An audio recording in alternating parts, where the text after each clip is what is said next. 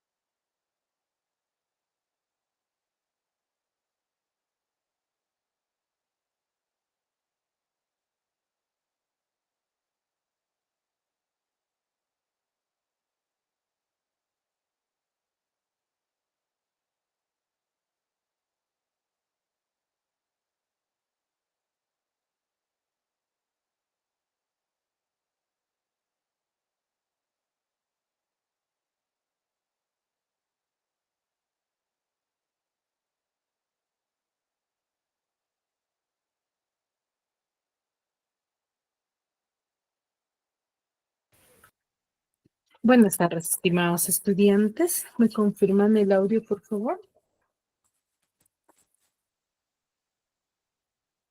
Sí se me escucha bien, ¿verdad? Muy bien, chicos, vamos a iniciar con la sesión del día de hoy. Buenas tardes, Yadira,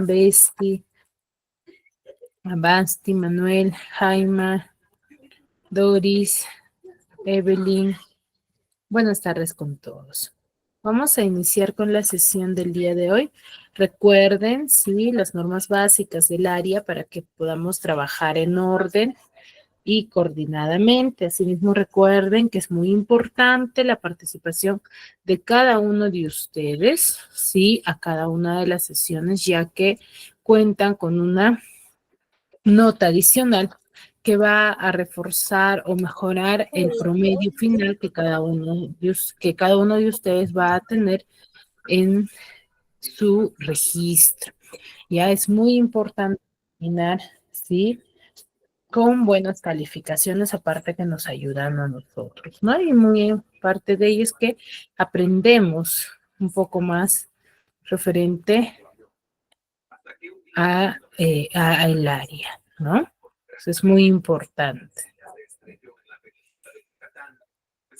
Sí, es muy importante ello, ¿ya, chicos? Entonces recuerden ello que si tienen inconvenientes de igual forma, me lo hacen saber a través del chat, ¿sí? Me escriben ahí, mis, tengo dificultades, no puedo traer, pero por el chat, ¿sí? Cuando estamos ahora iniciando la sesión, no cuando vayamos a finalizar o cuando mi persona, por ejemplo, llame a uno de ustedes para que pueda participar, ¿ya? Es muy fundamental que tengan en cuenta ello. ¿Sí, chicos? ¿Queda claro las indicaciones que vamos a tener en cuenta para el desarrollo del trabajo del día de hoy? Sí, me gustaría, por favor, que cada uno de ustedes pueda por lo menos activar su audio, sí, para que puedan participar, sí, no sea una participación monótona, sí, en la que yo nada más me pase hablando, ¿no? Entonces es muy fundamental. Y chicos, muy bien, chicos, y yo, dicho ello, vamos a iniciar con la sesión del día de hoy, recordando un poco el tema que ya hemos desarrollado, ¿no? Yo sé que nuestro curso es un poco complicado, quizás, o mejor el tema que vayamos a desarrollar vaya a ser muy complicado, ya que va de la mano con lo que es historia, ¿no? Entonces, es parte del área conocer un poco sobre el contexto histórico para poder ubicarnos cronológicamente dentro de nuestro contexto literario, ¿no? Porque influye mucho, sí, qué aspectos o qué situaciones históricas parten o son parte de la sociedad en la que surge. ¿no? Entonces, es fundamental tener en cuenta ello, ¿ya? Entonces, a ver, ¿quién recuerda qué tema hemos desarrollado la clase pasada? ¿Qué es lo que hemos visto? ¿De qué hemos hablado? ¿Mm?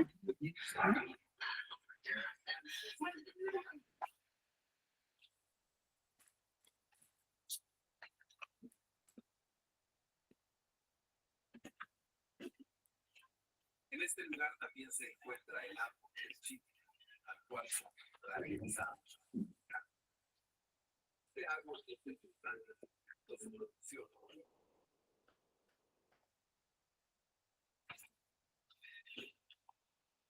En este lugar también se Muy bien, estamos desarrollando aspectos griegos o literatura griega.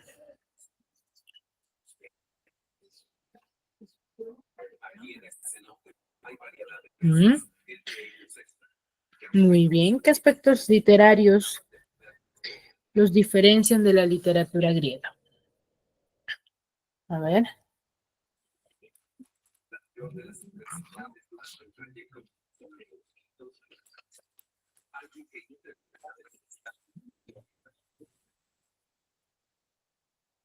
en este lugar se encuentra un árbol Este árbol produce una resina, la cual si llega a caer en la piel, se puede producir quemaduras, por ejemplo, así que es muy peligroso. ¿Mm? Este es el último tramo. A ver, ¿quién me puede decir al respecto?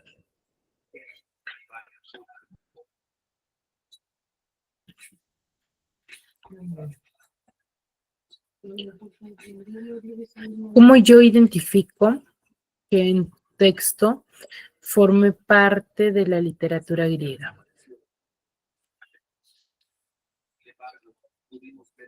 ¿Mm? Buenas tardes. Bueno, lo que puedo recordar es que la literatura griega se basaba mucho en leyendas, en mitos, historias creadas, me imagino que de voz en voz, ¿no? De historia en Ujú. historia que pasaba de antepasados a las generaciones, ¿no? Me imagino, ¿no? Porque si bien es cierto, bueno, lo que yo recuerdo es Remo y Rómulo, creo que era una leyenda muy importante para ellos porque era como la fundación de su historia, creo, o algo así. Vagamente recuerdo no mucho, ¿no? Bueno, eso podía aportar.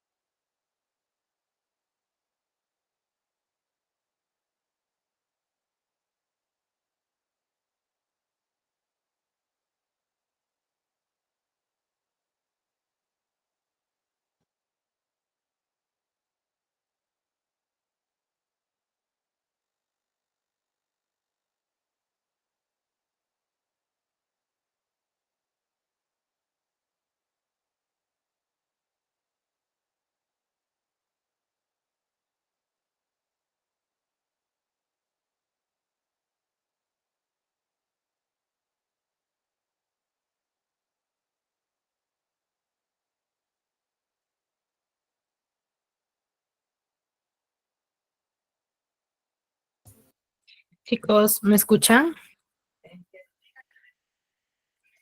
Este es el tren de aterrizaje. Sí, Dime. sí, Muy profesora. bien.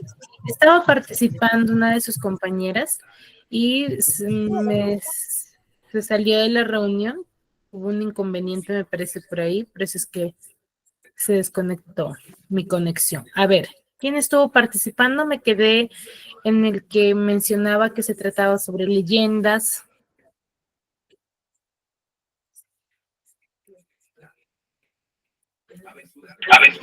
Sí, buenas tardes. Fui yo la que estaba hablando, señorita. Ah, ya. A ver, Gisabel, mencionabas que trataba, se desarrollaba de leyendas. Mm, Bueno, lo que puedo recordar es que su historia trataba mucho sobre leyendas, sobre mitos. Como le estaba Ujú. comentando, recuerdo mucho la historia sobre la iniciación de la fundación de Grecia, creo, no, este mito de Rómulo y Remo creo que es Roma, pero hablan mucho sobre sus mitos, ¿no? La Odisea, hablaban mucho sobre sus dioses, ¿no? Tienen una idea politeísta, tenían dioses del mar, dioses de la tierra, la diosa del amor. Entonces, recuerdo vagamente esto sobre la cultura griega, ¿no? Eso es lo que puedo aportar.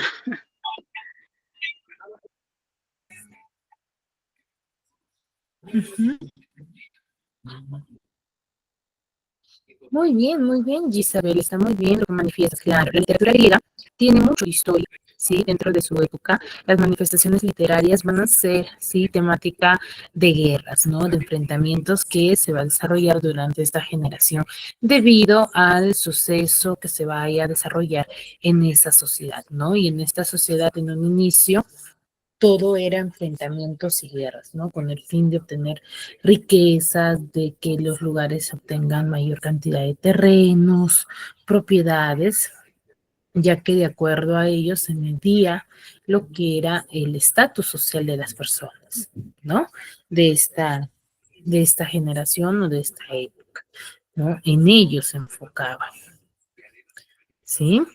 Ahora, claro, todo aspecto histórico se dice que iba, por ejemplo, de generación en generación. ¿Por qué? Porque la literatura griega o clásica estaba basada en base a los, o mejor dicho, manifestada por los aedos y por los rapsodas de esta época, ¿no? Que eran los encargados de poder contar sus historias o las historias de los héroes, de los guerreros de esta generación, ¿no? En una primera parte, por ejemplo, veíamos cómo es que el aspecto narrativo va a ir evolucionando durante esta generación, ¿no? Cómo es que va a ir mejorando. Luego vimos la iniciación del teatro, ¿no? Del teatro, cómo fue cambiando, que se inició, por ejemplo, una escenificación o representación teatral, estaba o basada en las manifestaciones culturales, ¿no? Que eran en honor al dios Dionisio, por ejemplo, ¿no? Entonces, eso era el inicio, ¿no? Del teatro, ¿no? Esta actividad costumbrista que se desarrollaba con el objetivo de tener riqueza agrícola y buenos productos dentro de esta época, ¿no? Pues con ese objetivo se desarrollaban, por ejemplo, estos rituales que en esta generación, de esta época, se les denominaba eh, como teatro, ¿no? Que formaban parte de ello. ¿Sí? Entonces, vamos a pasar de una generación en la cual la temática general van a ser los enfrentamientos, las guerras, la obtención de bienes, de riquezas, ¿cierto? Para pasar a contextualizarlos y recuerden que cada contexto histórico, cada corriente literaria tiene su propia manifestación, pero no deja de lado la que tiene como anterior, ¿no? Tratan de mejorar esta manifestación literaria, ¿no? Con diversas, se podría decir, con diversos aportes dentro de la literatura, ¿no? El día de hoy vamos a hablar lo que es el teatro, o mejor dicho, la literatura medieval, ¿sí? La literatura medieval van a ser escritos, ¿sí? O textos que van a ser escritos durante la Edad Media, ¿no? Que va a ser ubicándolo históricamente, se va a contextualizar desde la caída del Imperio Romano de Occidente hasta inicios del Renacimiento, ¿no? Entonces, durante esta generación, durante esta época, se va a desarrollar la literatura medieval, ¿no? Va a estar compuesta por escritos religiosos y trabajos seglares. ¿A qué llamaremos escritos religiosos? A ver, ¿quién tiene una idea al respecto? Que perteneció a la flota de aviones de Pablo Escobar y que es uno de los que más ha causado intriga, no solamente en el territorio mexicano, sino también internacional. Según cuentan que en aquellos años, cuando se encontró el avión, trataron de ocultar y mentir que no se trataba del avión de Pablo para mantener alejadas a las autoridades. Por lo que sea lo que haya traído, desapareció, ya que nunca A ver, ¿quién me podría manifestar? ¿A qué llamamos escritos religiosos? ¿O a qué nos referiremos con ello? Ahora veamos el avión por dentro.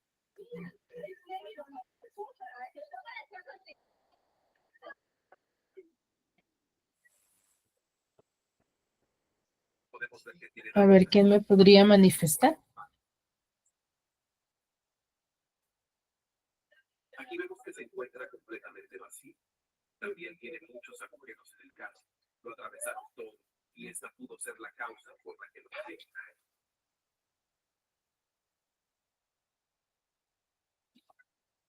Está completamente vacío. Digo, es que esperas ver asientos en un avión, pero es que lo usaba para A ver, ¿qué idea al De respecto este lado tenemos, podemos ver chicos? uno de los barriles donde cargaban su mercancía. Está completamente olvidado. ¿A qué creen que nos referiremos cuando hablamos de escritos religiosos? De este lado vemos que no hay paso. ¿Quién nos da detalle el nombre, por ejemplo? Esta es la cabina del piloto. Esta es la perilla que regula el oxígeno. Y este es el acumulador. Este es el asiento del piloto. Los pedales. ¿Nadie? A ver, Basti, Yomara, Manuel, ¿levantaste la mano, Manuel? La luz del panel y el sistema de la.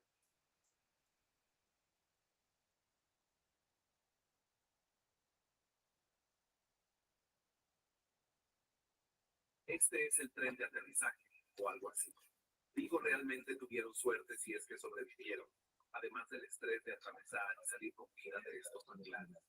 Son como 15 kilómetros. Manuel, ¿levantaste la mano? Sin conocer este entorno, sin conocer el camino, los peligros, sin el equipo. Realmente no veo a un ser humano normal adentrarse sin equipo a este lugar. Creo que este es uno de los lugares más desafiantes que hemos visitado. ¿El Corán? A ver, nosotros mencionamos que la literatura medieval dice va a estar compuesta por escritos religiosos y trabajos seculares.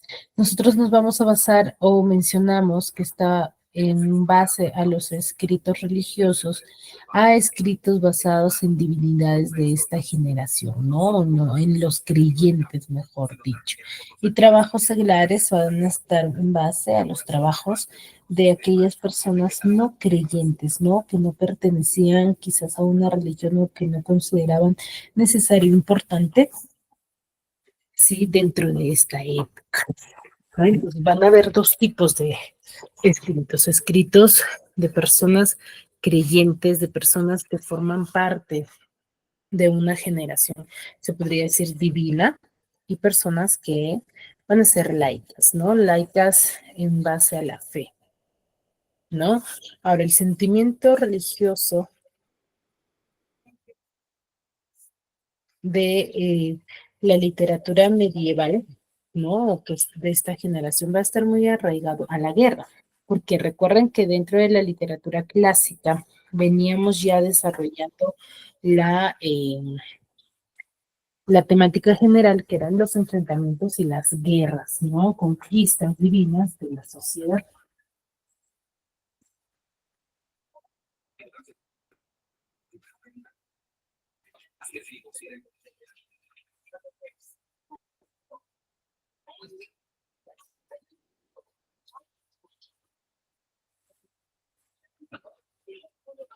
¿cierto? Entonces, dentro de la literatura medieval, vamos a tener esos trabajos religiosos más, se podría decir, fundamentales, ¿no? Van a estar relacionados con las guerras, con los enfrentamientos de esta sociedad, ¿no? Y va a ser un hecho casi cotidiano, ¿no? ¿Por qué? Porque es algo común. Por ejemplo, el tema común de la sociedad en la cual nosotros nos encontramos, ¿cuál es?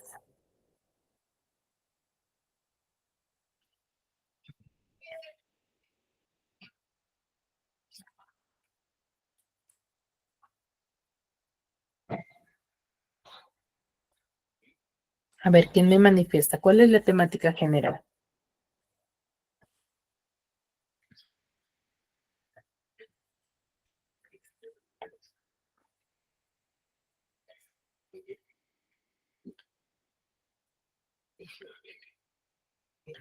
¿Qué tema, por ejemplo, nos acompaña o qué tema mayormente se habla en la sociedad actual?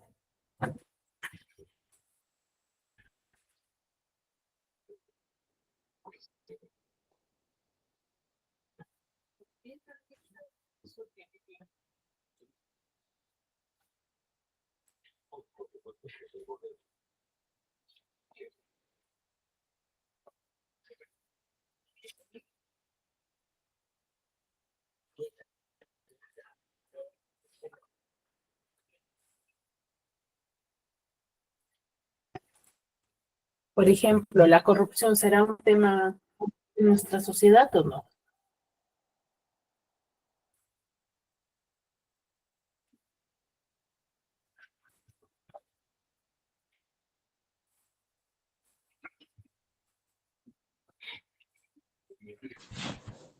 ¿Sí o no? Sí, Claro, sí, claro. Entonces, ¿por qué, por ejemplo, si hay escritores de esta generación, sí, que vayan a escribir libros y de acá más adelante muchos estudiosos analicen los textos escritos en la actualidad, podrán decir de que en base al contexto histórico, sí, por ejemplo, la corrupción era un tema cotidiano del cual todos podían hablar. Claro, nosotros en la actualidad, por ejemplo, podemos hablar de la corrupción o no, en base, claro, está en nuestro punto de vista.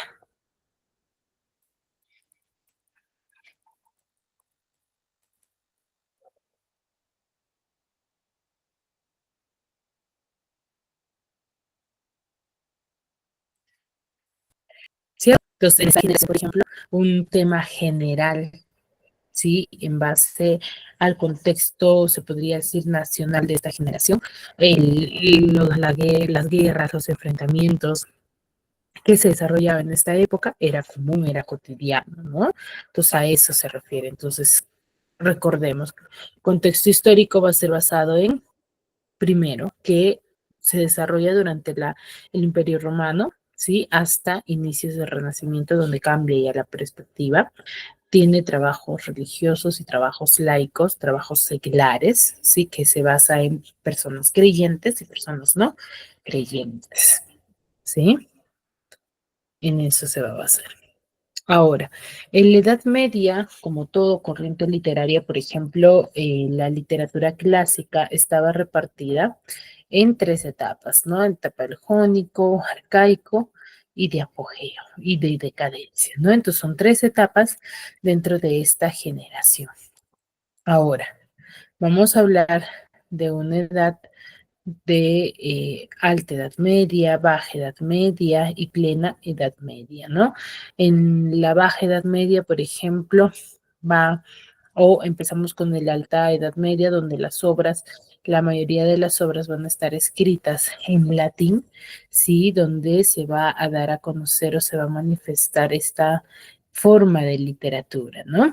Dentro de esta época, ¿sí? En la plena Edad Media ya va a surgir la poesía de un amor cortés, ¿sí? Que es la manifestación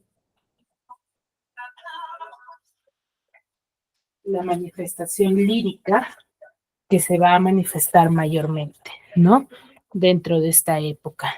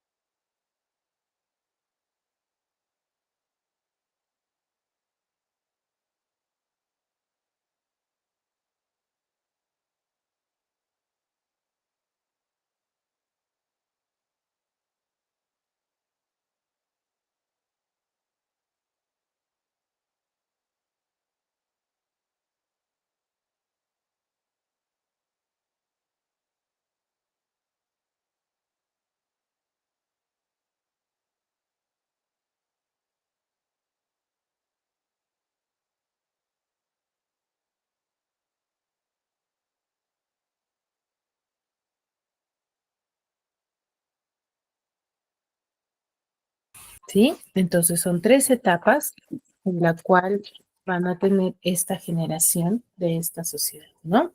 Alta Edad Media, donde las obras se van a escribir en latín, ¿sí? O la mayoría de eso que va a ser la lengua vernácula de esta generación, ¿no? Plena Edad Media, donde va a surgir la poesía de un amor cortés, ¿sí?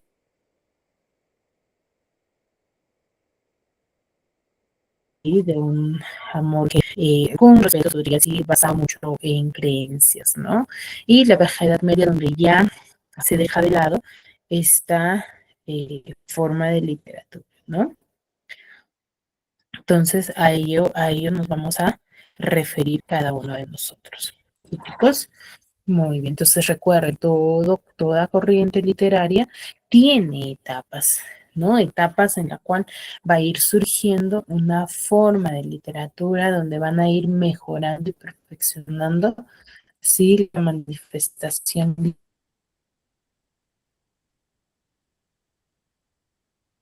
literaria dentro de esta generación, ¿ya? ¿Sí? Hasta ahí todo claro. Respecto al proceso de esta forma de literatura.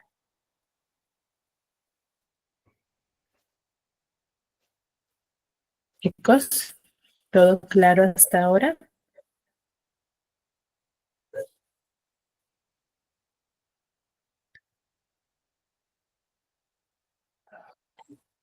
¿Sí? ¿Alguna duda?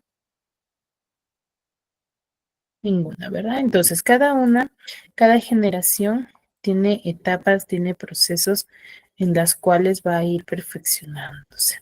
¿Ya? Eso hay que tenerlo bien en claro, ¿sí? Para poder determinarlo.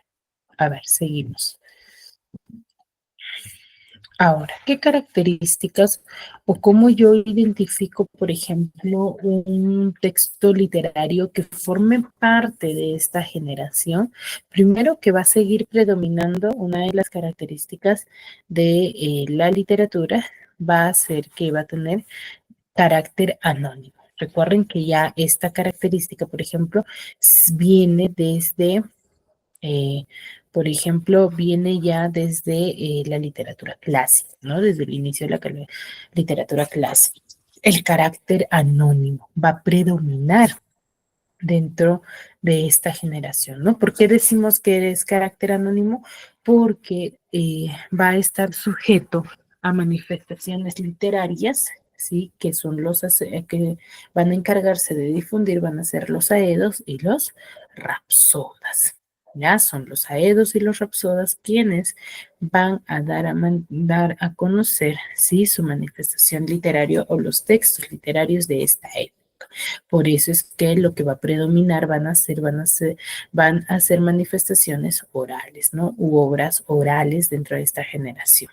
Ahora, la literatura medieval va a tener un carácter culto, ¿no? Bastante, se podría decir, eh, bastante significativo basado en creencias, ¿no? Con tal de aprender y conocer. ¿Sí? Las obras van a ser escritas en verso, es didáctico y moralizante, tiende a tener cierta imitación con la literatura clásica y se van a compartir en 2 tipos de manifestaciones, ¿no? Escritos religiosos y escritos laicos dentro de esta generación, ¿ya? Entonces a ello se va a referir. Ahora vamos a tener a diversos representantes como Juan Manuel, Fernando de Rojas.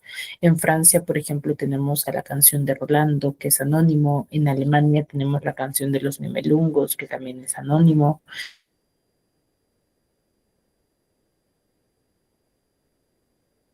En Inglaterra, los cuentos de Canterbury, de Geoffrey Chaucer. En Italia, de Dante Alighieri, a Boccaccio, a Petrarca.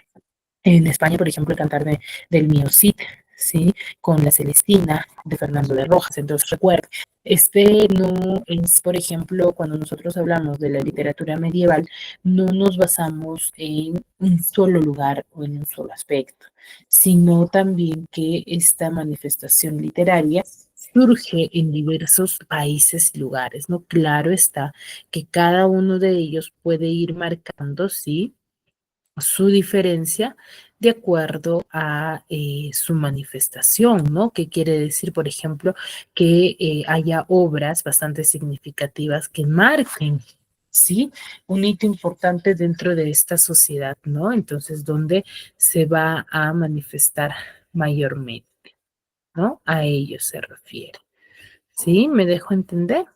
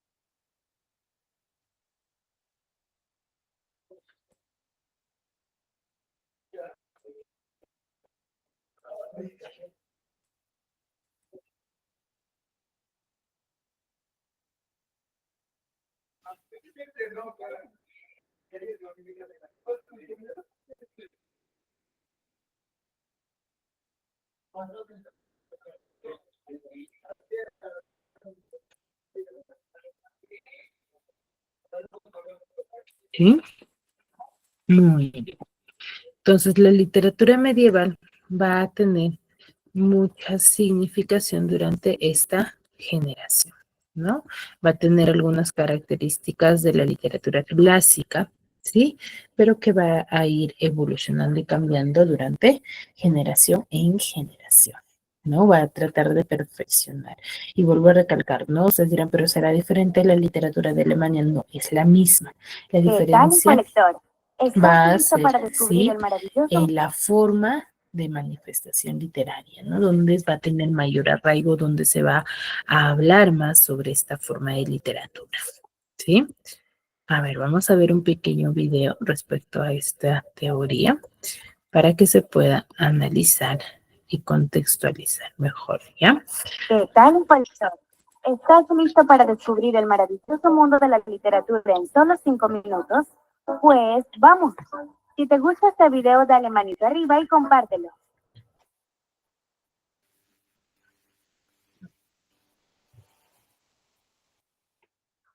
¿Interesado en la literatura medieval, intelectual? Muy bien, te apoyamos en eso. Y es que la literatura medieval tiene una gran relevancia debido a que está inscrita en un periodo histórico extenso y complejo, el medioevo, que para muchos historiadores abarca aproximadamente 1000 años. Podemos decir que la literatura medieval es ese conjunto de obras escritas en Europa y algunos países del mundo durante la Edad Media. El periodo nació tras la caída del Imperio Romano Occidental, alrededor del año 500 después de Cristo. Sin embargo, no hay acuerdos en cuanto a su finalización. Muchos aseguran que la literatura medieval culminó con el auge del Renacimiento. Sin embargo, otros son más específicos y afirman que el medioevo murió en 1492, cuando Colón desembarcó en tierras americanas. En todo caso, queremos contarte sus principales características, ejemplos de obras y autores, así como algunos datos curiosos que te sorprenderán. Sin más que agregar, comencemos. La literatura medieval fue dominada por la Iglesia, ya que fue en este periodo cuando se institucionalizó. Por esa razón, en Europa las obras se escribieron mayormente en latín. En este periodo, los caballeros de elegante armadura reemplazaron a los guerreros de las obras antiguas. Y aunque eran caballeros, siempre estaban al servicio de Dios y sus acciones eran impulsadas por él. Es así como dominan los temas cristianos, teológicos y filosóficos, como por ejemplo los plasmados en los manuscritos de Santo Tomás de Aquino. Aún así, la literatura del medioevo no es 100% religiosa. En algunos textos también se resaltan las hazañas y el heroísmo de los protagonistas. Asimismo, había autores fuera de la iglesia que tocaban temas como los roles de género, la ciencia y la raza, claro, de una forma superficial, pero que darían origen a futuros debates en estos terrenos. Nos detenemos aquí para contarte algunos datos curiosos. ¿Sabías que muchas obras de literatura medieval se publicaron en el anonimato? Sí, el autor sentía un profundo respeto por los escritores clásicos y algunos personajes católicos. Este respeto les llevaba a escribir historias a partir de textos existentes o versiones nuevas de otros manuscritos. Incluso siendo esto, sentían que estaban robando al autor original, por lo que decidían restar importancia a poner su autoría al final de cada escrito.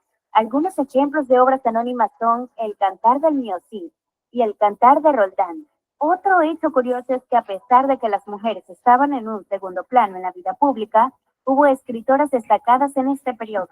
Tales son los casos de Marie de France y Cristina de Pizan. Además, resulta que la mayoría de la población era analfabeta, por lo que solamente los miembros de la iglesia y personas de poder podían escribir y leer. Algo que resulta increíble en nuestros días, ¿no crees? Pero sigamos con más características importantes. El amor y la aventura eran aspectos que importaban en la literatura medieval.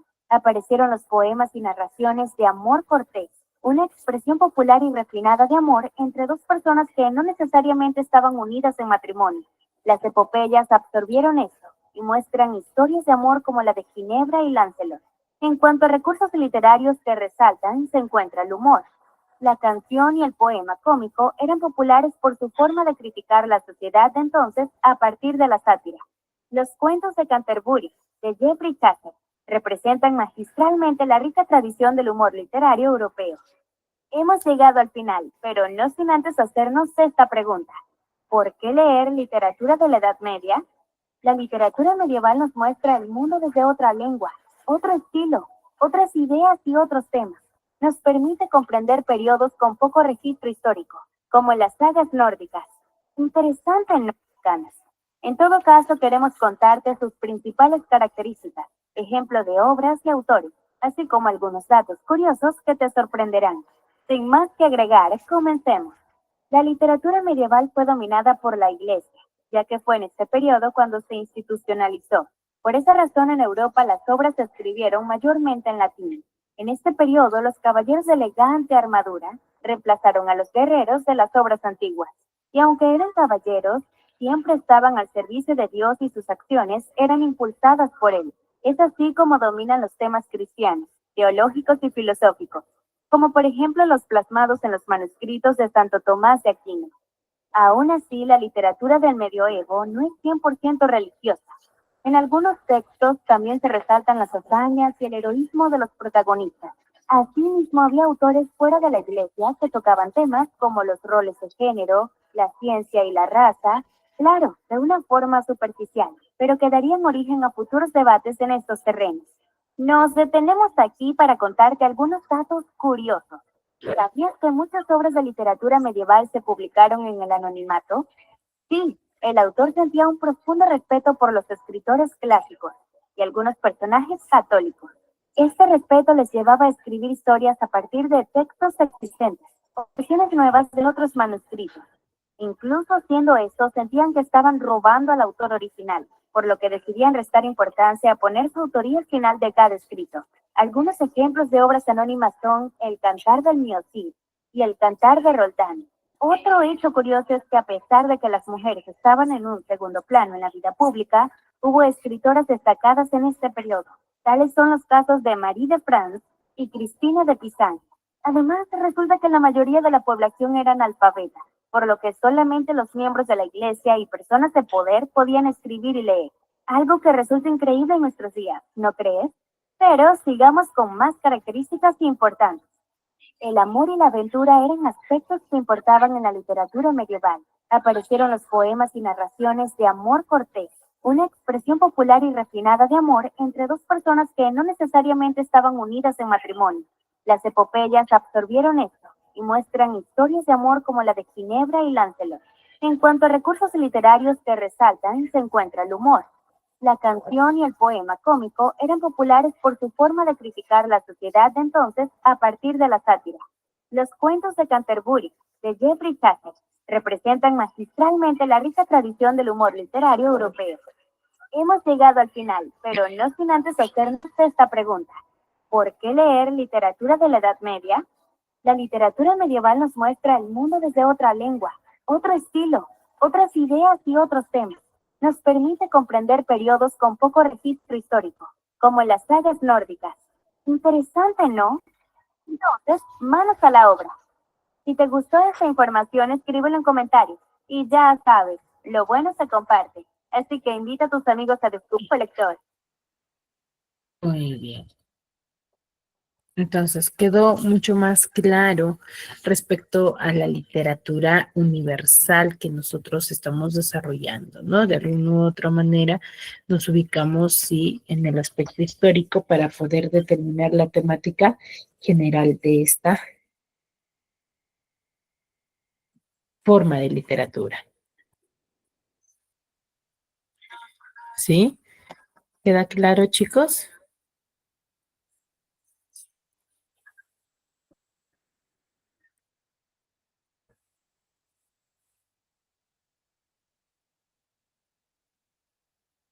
Sí, muy bien. Entonces, dicho ello, una de las grandes manifestaciones literarias de esta literatura medieval va a ser la famosa manifestación literaria, que es el cantar del Mío Cid, ¿no? El cantar del Mío Cid es una de las obras que se narra guerrera, se podría decir.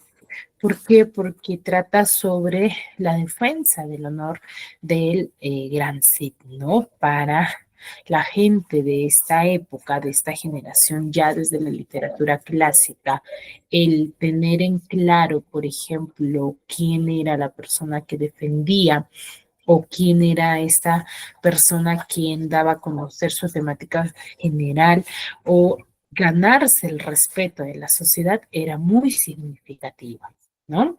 Entonces era muy importante para la gente de esta época, ¿no? Esa necesidad de buscar la honra de la sociedad, ¿no? Aquí el Cid ya había perdido, ¿sí? Su honra de vida debido a sus diversas hazañas cometidas por él, ¿no?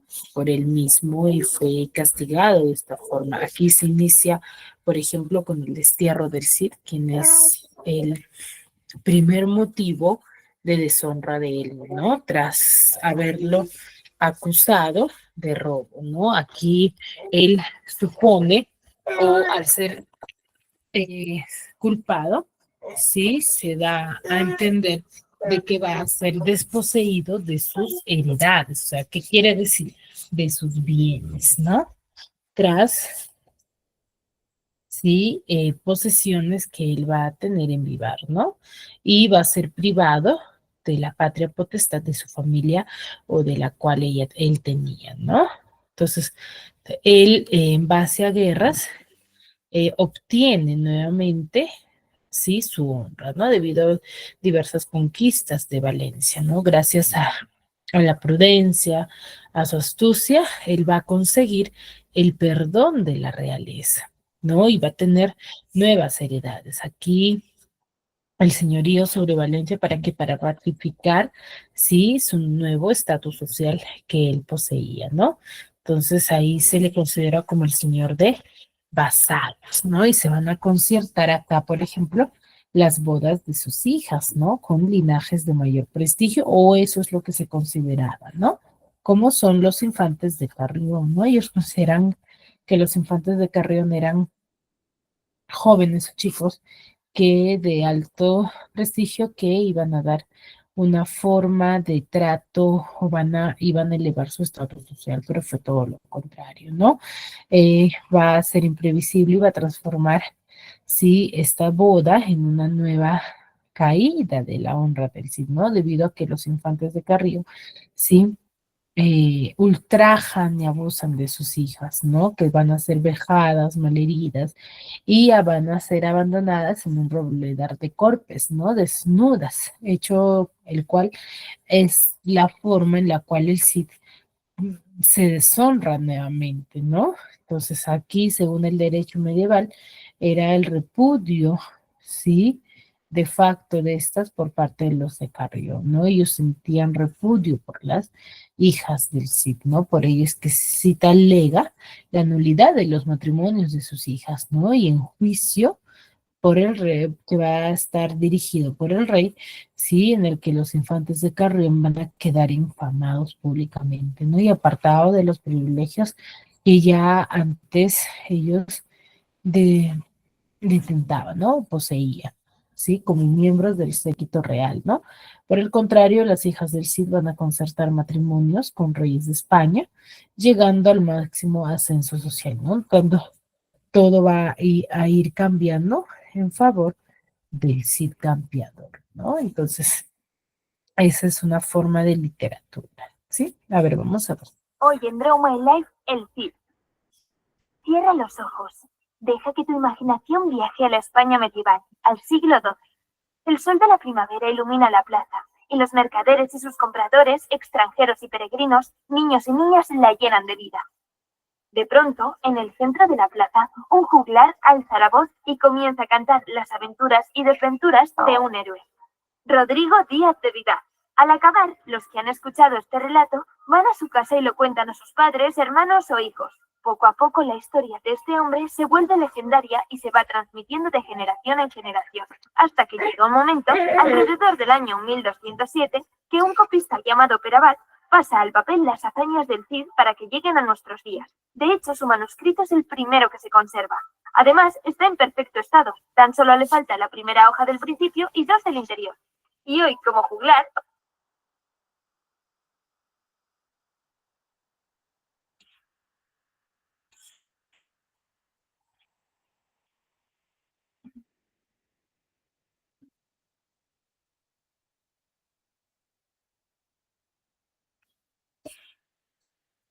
os voy a trasladar las hazañas de nuestro Rodrigo Díaz de Vivar. Si ya antes de empezar sabes que este resumen te está salvando la vida, suscríbete. Te pongo en contexto. En la corte de Castilla, en torno al año 1080, el Cid salió victorioso de una batalla en la que ganó tres cosas. 1.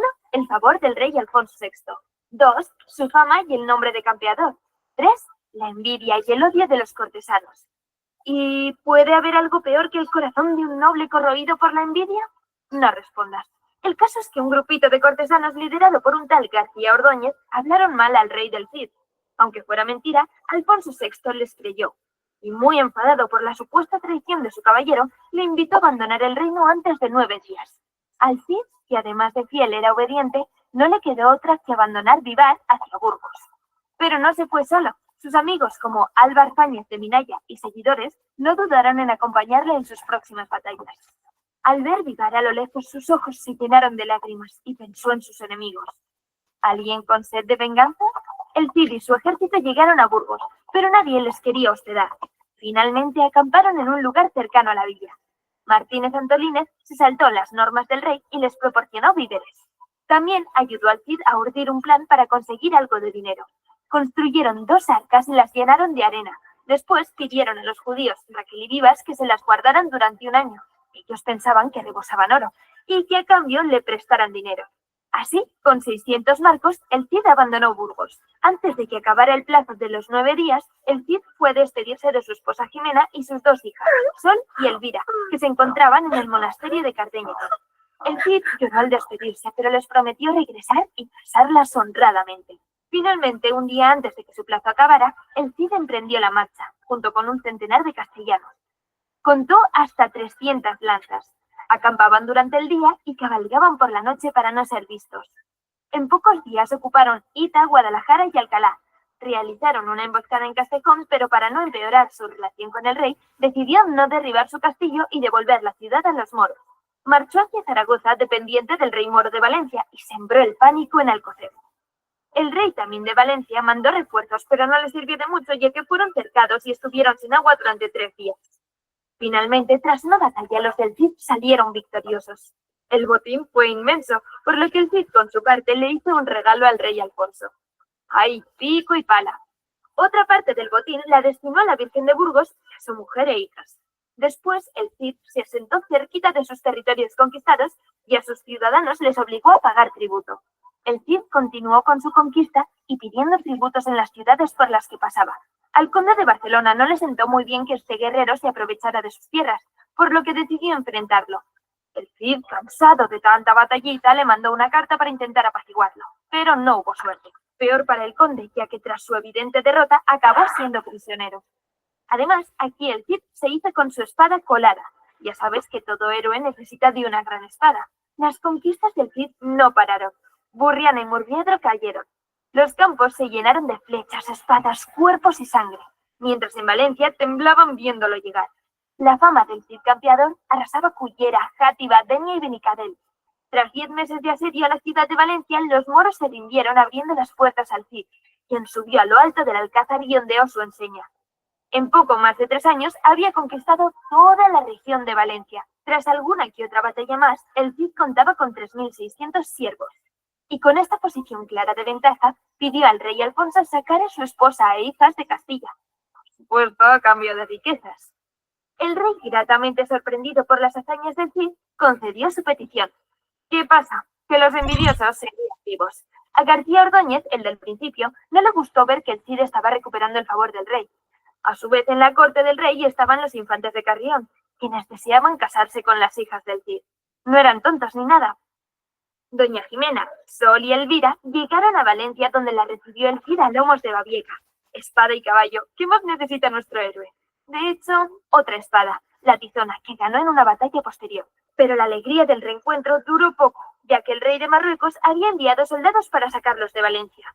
Y nuevamente una gran batalla. 4.000 cristianos contra 50.000 moros. Y para variar, una gran victoria del Cid, quien mandó todo el alijo de los moros al rey Alfonso. Este contento, no es para menos, perdonó al Cid. En Castilla, los infantes de Carrión, junto con el malvado conde García Ordóñez, pidieron al rey que intercediera por ellos para poder casarse con las hijas del Cid. El rey aceptó a regañadientes y comunicó su deseo al campeador.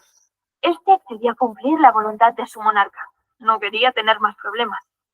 El Cid y el rey Alfonso VI se reencontraron después de tantos años a orillas del Tajo.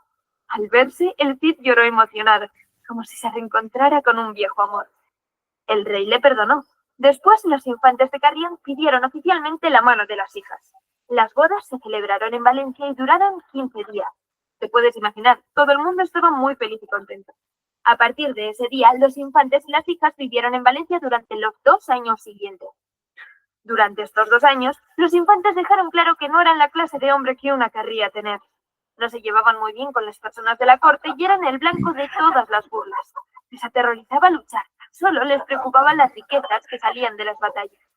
A su vez, no podían soportar que se burlaran de ellos, y cansados de ser el hazmerreír de Valencia, decidieron regresar a Carrión y llevarse a sus esposas y su ajuar. Así, cuando llegaron al poblado de Corpes, ordenaron al resto de la comitiva que se adelantara, puesto que querían pasar tiempo con sus esposas. Sin embargo, una vez a solas, las ultrajaron y apalearon y las dejaron ahí tiradas. Este violento episodio pasó a conocerse como la afrenta de Corpes. Los infantes huyeron como buenos cobardes. Las hijas fueron rescatadas en unas condiciones terribles, desnudas y deshidratadas. Los mensajeros hicieron su trabajo y cuando el Cid se enteró de la afrenta, mandó 200 hombres para buscar a sus hijas. Al reencontrarse con su padre, este les prometió que iba a restaurar su honra. Así, mandó un mensaje al rey Alfonso pidiendo justicia. Naturalmente, el rey convocó las cortes en las que debían comparecer los infantes. Estos acudieron a regañadientes, pero con el mismo nivel de arrogancia. El debate que tuvo lugar ahí fue como un partido de tenis. Finalmente, devolvieron las espadas del Cid y el ajuar de las hijas. Y para restaurar el honor de las jóvenes, el rey acordó que se enfrentarían en una batalla. No hace falta que te diga quién ganó, ¿no? Al mismo tiempo, un infante de Navarra y otro de Aragón pidieron la mano de doña Elvira y doña Sol. El Cid aceptó gustoso. Finalmente, todos se reunieron en Valencia para celebrar la victoria sobre los de Carrión y las nuevas bodas. El poema termina honrando la figura del gran héroe, el Cid campeador. Así que resumamos para que quede todo claro. Este poema es un cantar de gesta, es decir, un poema que narra las hazañas épicas de un héroe. Se transmitió de forma oral hasta que fue copiado. Sus versos no se agrupaban en estrofas, sino en tiradas, separadas en hemistiquios. Importante. Como todo poema, tiene alguna que otra discrepancia con el personaje histórico, pero esto lo dejamos para otra ocasión. ¿Conocías este gran poema de la literatura española? Ahora ya puedes hacerte el listo con tus amigos. Compárteselo. Pero antes, déjanos un super like y suscríbete. Cuéntanos en los comentarios qué otra obra te gustaría que resumiéramos. ¡Hasta el próximo vídeo!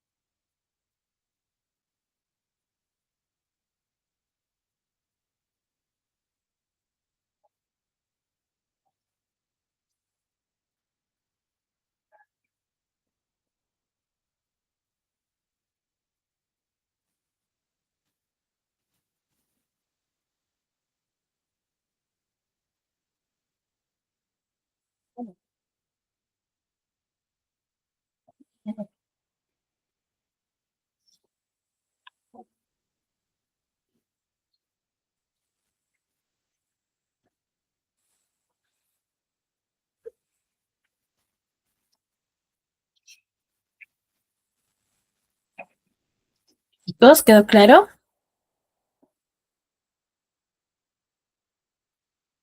Chicos, uy, a ver, se cortó. Uy.